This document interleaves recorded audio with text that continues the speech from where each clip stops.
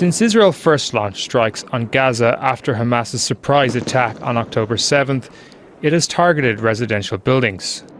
The UN says nearly 200,000 structures have been destroyed or damaged.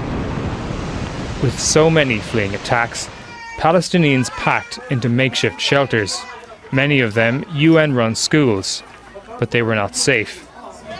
More than 1,000 schools have been bombed. And Israel has destroyed most of Gaza's hospitals, including Al-Shifa, where more than 400 Palestinians were killed in a raid in March 2024. We make the best weapons in the world, and we've got a lot of them. And we've given a lot to Israel, frankly. And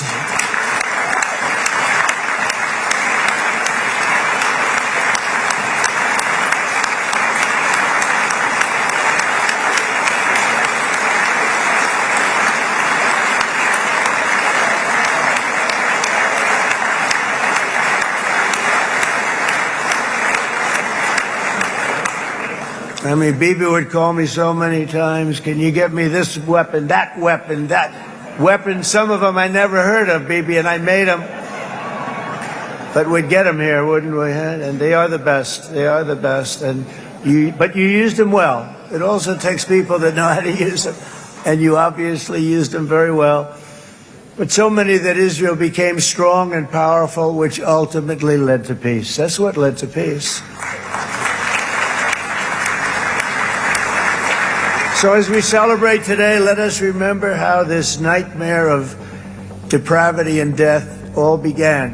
In 1948, when the land of Palestine was officially stolen and given to a group of rabid Zionists who murdered over 10,000 Palestinians. This crime against humanity was decided as early as 1917 with the Balfour Declaration, the British Crown, and Lord Rothschild of the Rothschild banking dynasty, otherwise known as the Bank of England, who, when it's all said and done, will have control over hundreds of billions of dollars worth of Palestinian oil and gas reserves. As Michael Rivero famously said, all wars are bankers' wars.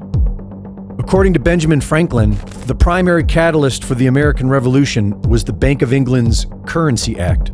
After the Revolution, a value-based economy, with no interest being paid to any central bank, was created. But it didn't last long. The first Bank of the United States was chartered in 1791 and favored foreign stockholders over Americans. The charter ended in January of 1811, followed by the War of 1812, and the establishment of the Second Bank of the United States in 1816, which gave more power to the Bank of England. Andrew Jackson successfully killed the bank's renewal, and shortly after, became the first U.S. president targeted for assassination when Richard Lawrence drew pistols on him outside the U.S. Capitol, but misfired. Laws were passed in the early 1860s for the U.S. government to issue its own currency in a value-based economy as opposed to the debt-based system imposed by central banks. According to an 1864 edition of the London Times, this would have made America the wealthiest nation of the world. The article warned that if a government creates its own money, it will be without debt.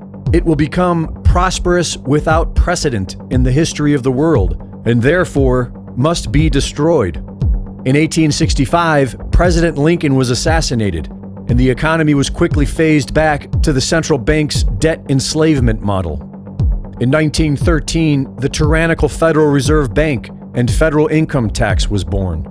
The two world wars brought Germany under the heel of the central banking cartel. Western banking institutions financed the Bolshevik Revolution. In 2000, Iraq stopped selling its oil in Federal Reserve notes. In 2003, Iraq was illegally invaded by the United States, and dollar-based oil sales were reinstated. In Libya, Muammar Gaddafi's gold dinar currency was making the nation rich. In 2011, the U.S. invaded and reverted Libya's oil sales to dollars. The Bank for International Settlements recently proposed efforts under the guise of anti-money laundering that would provide scores to tokens and digital wallets, including stablecoins. Digital ID, social credit scores, and a carbon tax is what the bankers are up to now. And everything else is a distraction. Today's war is mostly psychological, and it's being waged upon you. Greg Reese reporting.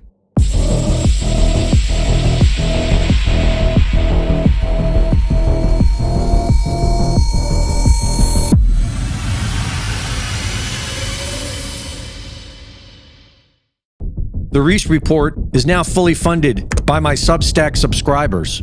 Subscribe today and support my work at gregreese.substack.com.